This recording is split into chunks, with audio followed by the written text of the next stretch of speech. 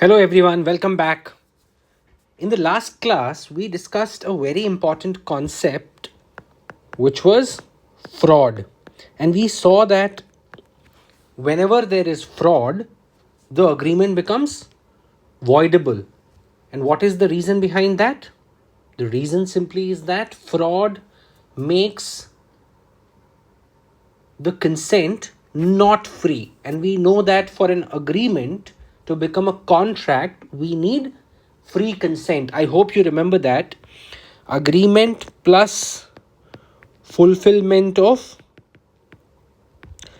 some conditions. Okay. Only when these conditions are fulfilled do we have a contract. And we saw a few conditions, like we saw competency of parties, where we discussed that both the parties to the agreement should be competent to enter into the agreement. Then we started discussing free consent, which is also very logical. If two parties are entering into an agreement, both the parties should enter into the agreement because they want to enter into that agreement, and nobody and not because somebody is forcing them to enter or somebody is cheating them to enter into the agreement. Or in other words, their consent or acceptance should be completely free on account of their own free will. Okay. And we discussed that consent is free when there is no coercion, when there is no undue influence, when there is no fraud, when there is no misrepresentation, and lastly, when there is no mistake. Okay. If somebody asks you what is the meaning of free consent, you will tell them that when none of these 5 elements exists, then only we have free consent by a party to an agreement. We have already discussed coercion, undue influence, and fraud. Today we are going to look at misrepresentation. And to understand misrepresentation, it is very critical to understand fraud properly. And what did I tell you about fraud in the last class? Fraud is simply when one party intentionally cheats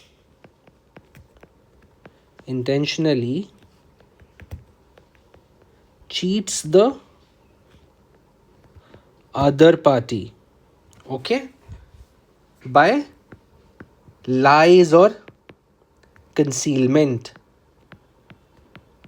Okay, so when one party wants the other party to enter into an agreement, and for that party cheats the other party. And how does he cheat? By telling something which is a lie.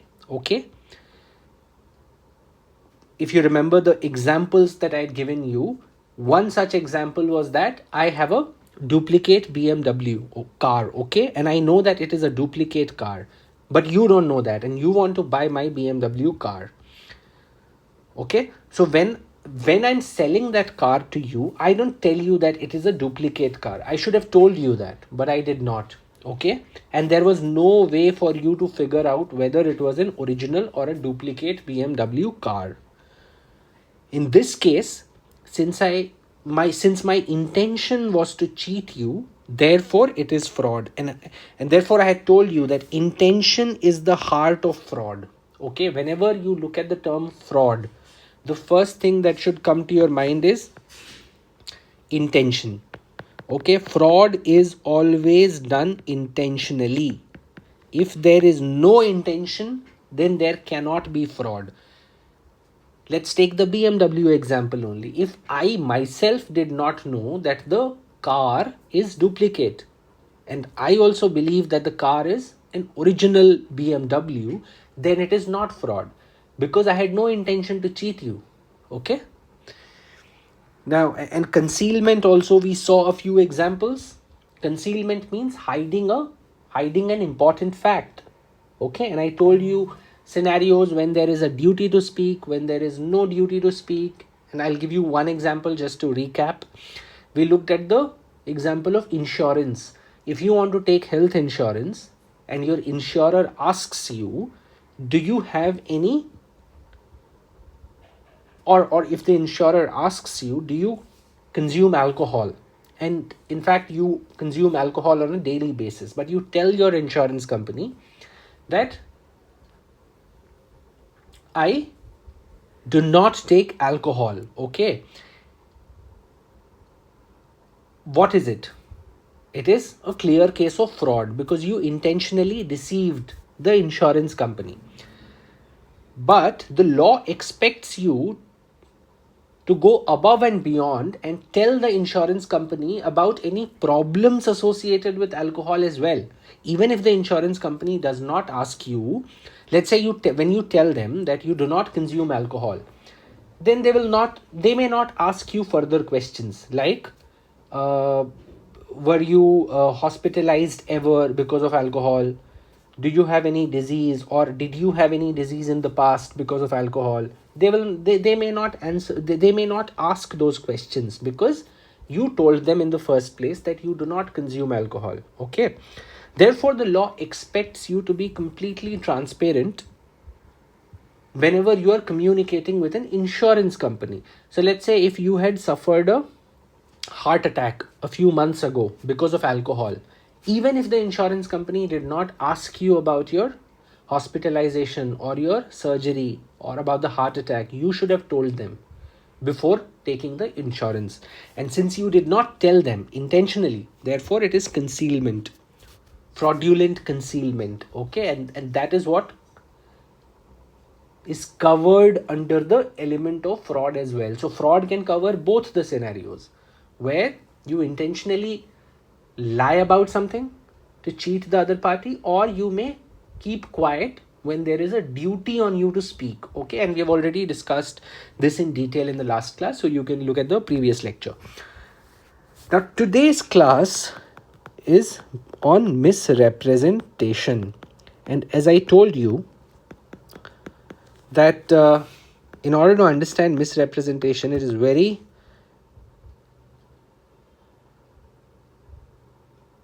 very important to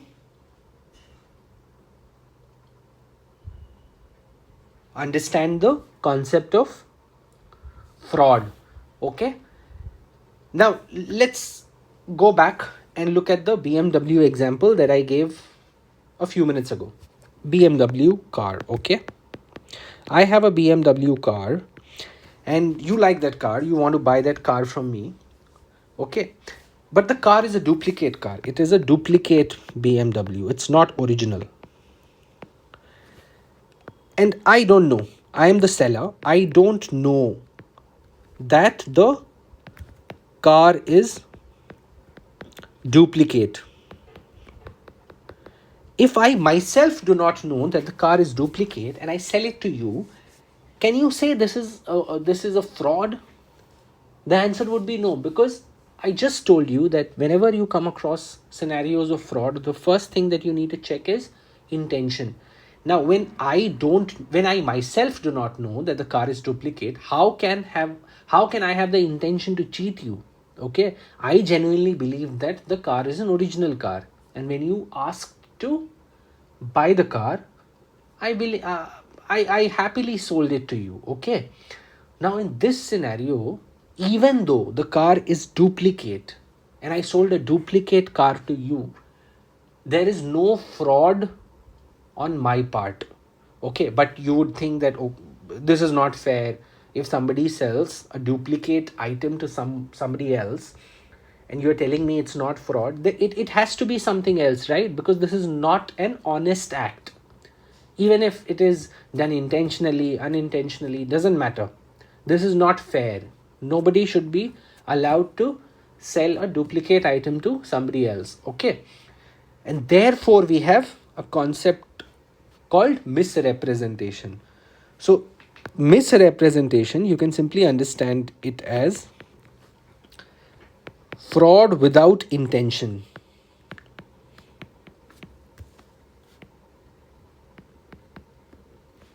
Okay, this is not the actual definition, and I'm writing this down just to make it simple for you. Whenever you come across a scenario that looks like a case of fraud, but there is no intention there, then you have to simply call it out as misrepresentation. Okay, and this is extremely important for CLAT or any other law exam, because questions often mix fraud and misrepresentation, and this is where students get confused. Okay, okay, so misrepresentation, a few things that you need to note are, as the word suggests, misrepresentation. It means representing something wrongly. Representing something wrongly. Now, there are two ways to do it. Okay, let's say you want to buy my house. Okay, and you ask me, is there is there a continuous water supply in your house 24 into 7? First scenario, I know that the water supply stops at night. Okay, after 10 p.m. every night, water supply stops, and I'm aware of it because I live here. Despite knowing this, I tell you that yes, there is continuous water supply 24 into 7. Question: am I representing something to you? The answer is yes, I am representing a fact to you. What is the fact? The fact is that there is continuous water supply. Now comes the next question. Have I represented this fact to you wrongly, or have I represented a wrong fact to you? The answer is yes. The fact stated by me is not correct because water supply stops every night at 10 p.m. In this scenario, since I was aware of the fact that water supply stops at night, and yet I represented that fact I represented that wrongful fact, therefore it is fraud. Okay, because I was aware of it, I had intention. But let's say I also don't live in this house and I genuinely believe that the water supply is continuous, and then I tell you that yes, there is 24 into 7 water supply. The fact that I'm telling you or representing before you, is the fact correct or incorrect? You would say that the fact is incorrect because water supply stops at night. But was I aware of it? The answer is no. So there's no intention. And therefore it falls under the bucket of misrepresentation. So whenever you represent something, now there are two ways to represent something. Any fact that you state can be represented in two ways. One, you say the correct fact, or two, you say the incorrect fact. Whenever you come across fraud or misrepresentation, you will always think somebody is stating an incorrect fact, and that is why I wrote representing something wrongly. Okay, the second thing is, which is the most important thing, is unintentionally. Whatever you have represented that unintentionally, which means you did not intend. Okay, so what are the elements of misrepresentation? You can write elements of misrepresentation. Number one, a false statement is made. Number two, the person making it believes it to be true.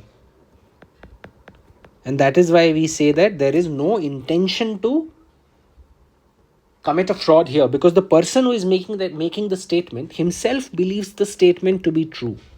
Okay, that BMW example, I myself believe that the car is an original car, and therefore there is no intention to deceive. Very, very important, the third line.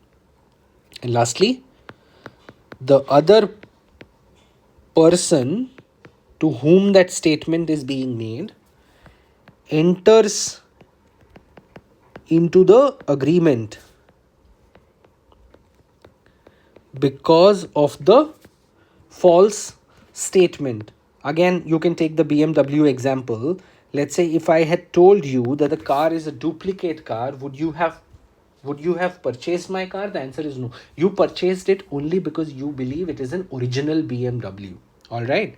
So these are the four elements of misrepresentation. Just understand these four conditions properly, and I can promise you, you will not make any mistake in the in any question pertaining to misrepresentation. Okay. Now there are various ways to misrepresent. Okay. We will understand ways to misrepresent.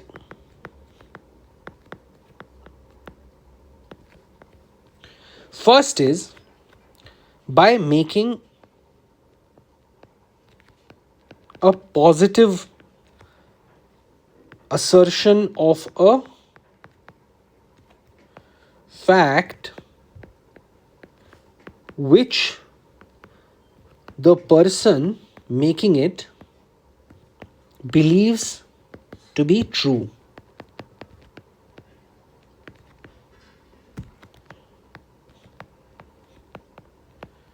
In other words, the person who is making firstly, the person is making a positive statement about a fact. Okay, as we saw before, there are two ways of stating a fact. One is to tell the correct fact, or in other words, to tell the positive fact. Second, to tell the wrong fact. Okay, or in other words, to tell a negative fact. So what we are concerned about in the first scenario is positive assertion of a fact. Somebody is saying that this fact is correct, although that fact is not correct, but that person is representing it to be correct. Okay, and that person himself believes it to be true. Let's take one example. I have a flat. You want to buy this flat from me. Okay, you want to buy the flat from me. You ask me, do you have all legal approvals for the flat? You ask me,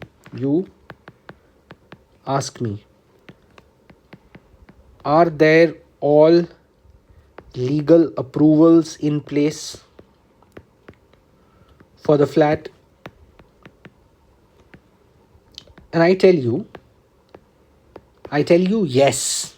My answer, I tell you, yes, there are all approvals in place.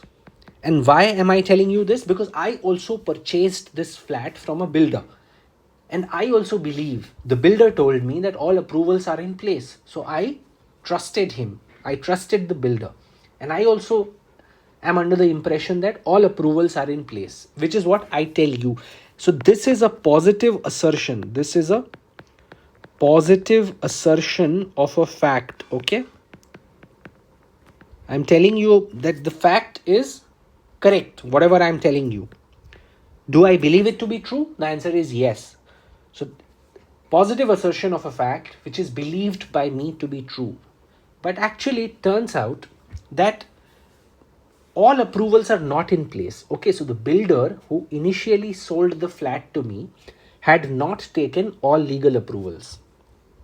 Now, the fact that I made to you turns out to be incorrect, even though I made it look like it's a positive fact, okay, or the correct fact. And I was under the belief that whatever I was telling you was true. However, it turned out to be a false fact. It becomes misrepresentation, and therefore we write positive assertion of a fact which the person making it believes to be true, but the fact is untrue or the fact is wrong. Okay, this is one way of misrepresenting. Another way could be breach of duty without intention to cheat. Let's say you want to take admission in my coaching institute, and there's a star faculty in my coaching institute from a top NLU. and you want to take admission only because of that star faculty. I have some idea that the star faculty wants to join some other institute, but I'm not sure, and I'm hoping that he will stay with me. He will not go anywhere else. And in fact, I've offered him a higher salary also. So I'm not sure whether he wants to stay or whether he wants to leave. What is he going to do in the next 1 month or 2 months? I don't know. Okay. So I mention in all my advertisements, brochures, etc. that he is my star faculty, and you take admission in my institute because of that star faculty. After a month, that star faculty leaves and he joins some other institute as a teacher. Question: have I committed a fraud here? The answer would be no, because when you and I entered into the agreement, when you joined my institute by paying the fee, my intention was not to cheat you. In fact, I was also hoping that the star faculty would stay. He had not communicated his intention clearly to me that he is leaving. Okay, so I also believed that, and I also hoped that he will stay. But unfortunately, he left. So you cannot say that this is fraud, because there was no intention on my part to cheat you. But now you are feeling wronged. You tell me that I joined this institute only because of the star faculty, and now he has left in a month. What do I do now? I have paid the fee for the entire year. Now this is what falls under this number 2, breach of duty without intention to cheat. Have I breached my duty? My duty, I told you in my advertisement that I have this star faculty who is going to teach you legal reasoning, but that star faculty has left. So even though it is not fraud, but it is misrepresentation, and misrepresentation by way of breach of duty. I had a duty towards you that this star faculty would teach you. I had to ensure that the star faculty would teach you for the next 1 year. I failed to do so. So it is misrepresentation, okay? And you joined my institute only because of that star faculty. But please keep one thing in mind. There was no intention on my part to cheat you. And therefore, this is not fraud, but misrepresentation. Another way in which misrepresentation can occur is innocent mistake.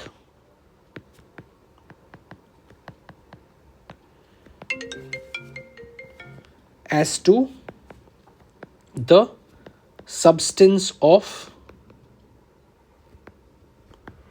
the subject matter.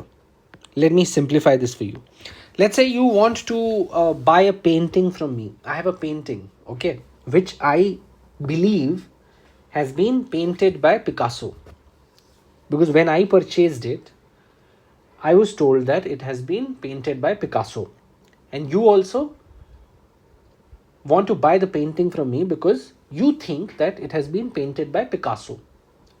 And I am representing it like that.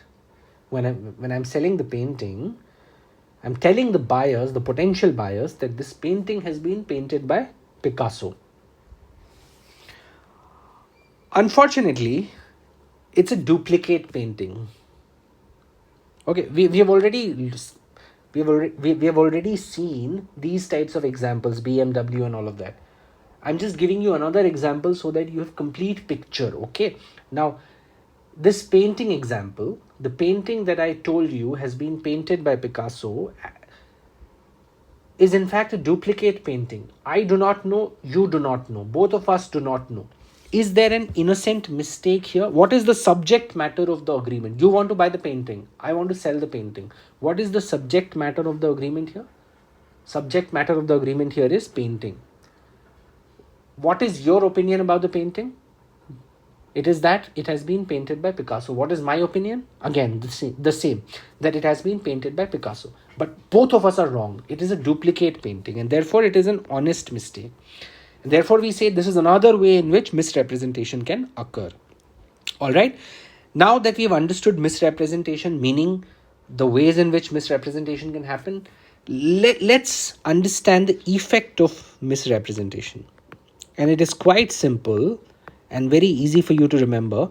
We saw that whenever there is coercion, the agreement becomes voidable. Whenever there is undue influence, agreement becomes voidable. Whenever there is fraud, agreement becomes voidable. Even in misrepresentation, the agreement becomes voidable. At whose option? At the option of the aggrieved party. Who is the aggrieved party here? If I sell you a duplicate Picasso painting, who is the aggrieved party? Even though I did not know that it was a duplicate, you have been wronged, correct? Or the BMW car example, I sell you the car, even though even though I genuinely believed it was an original car, it is not me who has suffered, it is you who have suffered more, and therefore you are the aggrieved party, and you can decide whether you want to enforce the agreement, or in other words, do you want to proceed with the agreement or do you want to cancel the agreement. The option is yours. Okay, so please remember, agreement becomes voidable whenever there is misrepresentation. Alright, so now we have covered 4 elements of free consent. Tomorrow we are going to look at the last element, which is mistake, and then we will move to the next area of Indian Contract Act. Okay. Alright, if you have any doubts, please feel free to ask. Do comment and study well. Thank you so much.